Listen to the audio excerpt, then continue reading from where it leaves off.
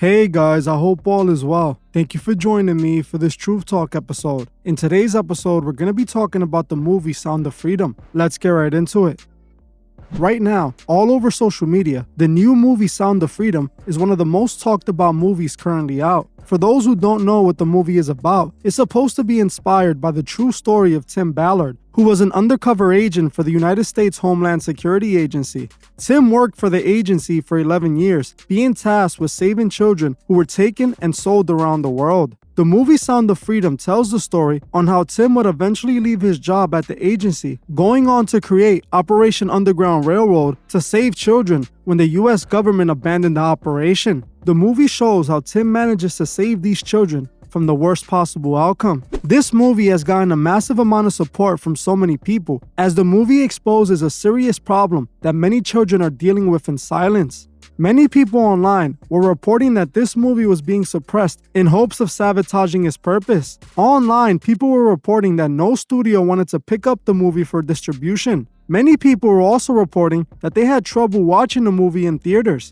Some stated that they were kicked out of the theater or not allowed to watch the film because of air conditioning problems. Some people were even reporting that AMC theaters weren't showing the film altogether or that they had banned the film. All of this spreading online only made more people want to watch the movie and support it for what it stands for. From what I can see, the movie does show an example of the grim reality for many missing children around the world, a problem that little is being done to prevent. So a movie based on a real-life situation would definitely help bring awareness to the situation. In theory, I support what this movie was supposed to represent and accomplish. We need more eyes on the matter at hand, and we need to stop it from happening. Our children require our protection. However, I must say that while looking into Sounds of Freedom, a few things stuck out to me that made me question this movie. As much as I want to blindly support this movie because of what it's claiming to expose, I feel like it's my responsibility to look into the movie and make sure it's an honest film exposing evil. After spending some time researching this film and looking into it, I feel that this film isn't what it seems to be, and I'm going to explain exactly why. I first came across this movie when I saw a video promoting the film on Instagram, showing Mel Gibson talking about the movie. Mel Gibson was telling people that watching Sounds of Freedom was very important and was going to help bring awareness to this massive problem. One of the most disturbing problems in our world today is human trafficking, and particularly the trafficking of children. Now, the first step in eradicating this crime is awareness. Go see Sound of Freedom. Now, for whatever reason, people were reporting that the film was being created by Mel Gibson. And the reason I believe they were saying this is because back in the 2000s, many people felt that Mel Gibson was exposing Hollywood with this interview. You know, I had a whole bunch of weird paranoid suspicions about what the hell was going on because there was a lot of stuff I couldn't understand. And nobody was really bothering to explain it to me. And I formed a bunch of opinions about the town and about the people in it that were like, surely that couldn't be, because a whole place can't be like a weird town, you know, where the stranger wanders in and all the people are in the bar and they all shut up when he looks at them and they tell you don't go to the house on the hill and like that.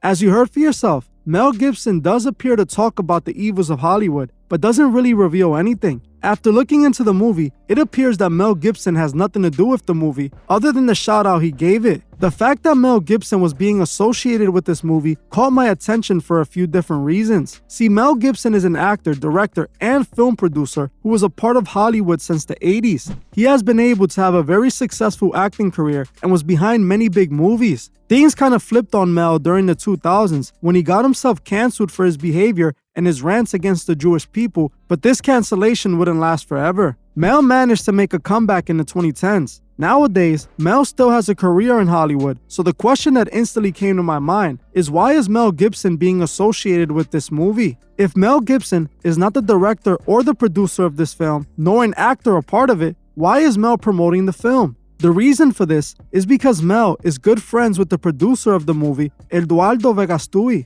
Back in 2021, they were even spotted together eating lobster. Eduardo, the producer of Sound of Freedom, has been a part of the industry for a long time, just like Mel Gibson. Eduardo got his start first a part of a music band before going solo, eventually making his way to acting, appearing in many Mexican novelas and films. Eduardo would eventually go on to make movies for big media productions. Eduardo, just like Mel, is a part of the industry, so it does raise suspicion to me that he was behind this movie. Why would he be behind a film about exposing the industry if the elite that run the industry also run Hollywood? Eduardo has worked for Fox in the past and many other companies. Him exposing this truth would definitely hurt his chances of being an actor. Now ask yourself, was Mel Gibson really just supporting the film for the evil it exposes? Or was he just looking out and promoting a friend's movie? If you were to ask me, I don't think Mel Gibson is really trying to expose anything. I believe Mel is being used as controlled opposition, an enemy they can control. Coincidentally, back in 1997, Mel Gibson starred in a movie called Conspiracy Theory, where Mel plays a conspiracy theorist who, after getting too close to the truth, gets taken and put under MKUltra. Mel's character eventually escapes and tries to tell a government lawyer the truth about what happened to him, but he gets ignored. The fact that Mel was a part of this movie and is now being associated with this film is no coincidence. The elite love to foreshadow their plans. Mel Gibson just so happens to be attached to a film that is exposing a massive conspiracy that most people ignored. This all just seems so orchestrated, especially when Mel Gibson, like many other actors in Hollywood, appears to be a Masonic puppet. He has many photos doing the 666 hand gesture, or photos where he can be seen doing the Masonic one-eye symbolism, even photos of Mel Gibson doing the Masonic hidden hand. Mel was also responsible for the movie The Passion of Christ, a movie that was supposed to tell the incredible story of Jesus Christ, but instead came out as a violent film where Jesus was misportrayed. To many, this movie was made to mock Jesus and his followers, to show what he was put through in a negative light. What's really interesting is that the actor Jim Caviezel that plays Jesus Christ in The Passion of Christ also plays Tim Ballard in Sounds of Freedom. Mel Gibson is a puppet, just like I believe Eduardo is. I can't trust this movie when those who are behind it are a part of the system the movie is trying to expose. Another important name connected to the film is Tim Ballard, who the film was inspired by. Key term, inspired by, because looking into it, it appears that the movie is a highly exaggerated version of the story Tim Ballard told. A lot of things stuck out to me when it comes to Tim Ballard. Tim was a government secret agent, a part of the National Security Agency, meaning he climbed the levels in government not many make it to. He was obviously chosen by those that run things. Tim is an important part of this movie as he gives the story authenticity. Many people online are running with the story that they're trying to keep this movie from being shown because of the story of Tim Ballard. But just looking into Tim Ballard, you can see that this isn't true. Tim has been getting media coverage for some time now, telling his story for networks like Fox, CBS, and ABC, including many other mainstream media outlets. How is Tim going against the system if he's being interviewed on the biggest platforms that they control? A lot of this just seems odd to me. They never stopped Tim from telling his story. He has told it on every platform that's out. If they truly wanted to keep this guy from exposing anything, they wouldn't give him any media attention. He would be a target hiding, not a personality doing interviews.